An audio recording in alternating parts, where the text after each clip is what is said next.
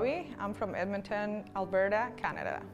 I have some friends that they came to OCC and they told me that the experience was amazing, and I've been following them for 2 years in social media, and following them that long, I never found one bad review about OCC.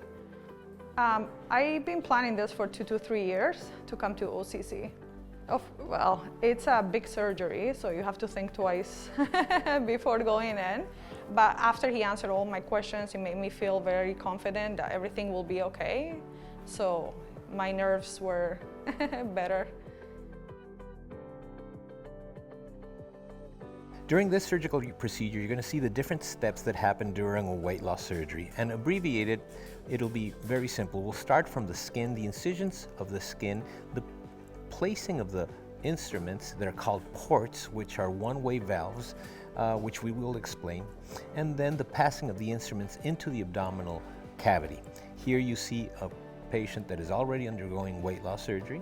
The abdominal wall is lifted by an insufflation or a distilling of gas into the abdomen, lifting the abdominal wall.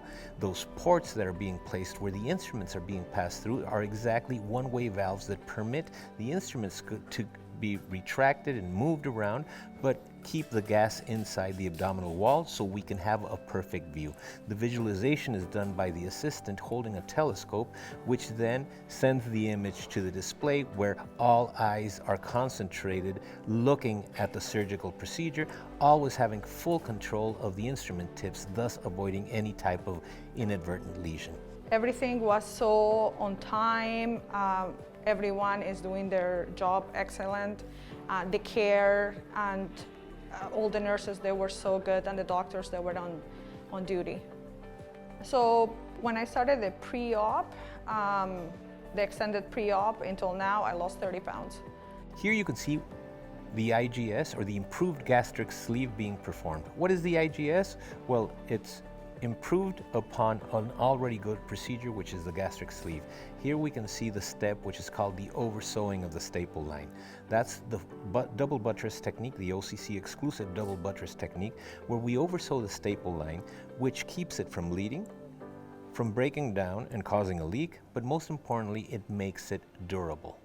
Once the patient comes out of the surgery room, she's passed to the recovery area. In the recovery area, there's continuous monitoring going on. At the same time, we have the anesthesia team and the internal medicine team overlooking all the recovery phase of the patient until all the parameters are stable and met.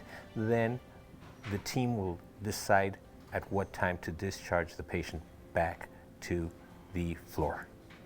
I had just the normal thing is the gas pain that you just have to walk it off, but thank God nothing else.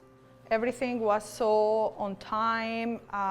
Everyone is doing their job excellent. The care and all the nurses, they were so good, and the doctors, they were on duty. So monitoring of every patient continues in their room after they have been discharged from the recovery area. Usually that happens 30 minutes to an hour, depending on the patient. Last but not least, once patients are in the room, they're still monitored through different methods, and actually vital signs are taken on a regular basis during the first few hours until the patient starts walking around. Once the patient starts walking around, they are disconnected from the monitors, and then routine vital signs are taken after that. I recommend OCC because the care that you won't find any better place than here. Since day one, they will always follow everything. They will make you feel comfortable in the hospital. And don't think twice, just come and do it. It will be for your benefit, and you will have that energy that you will always look for.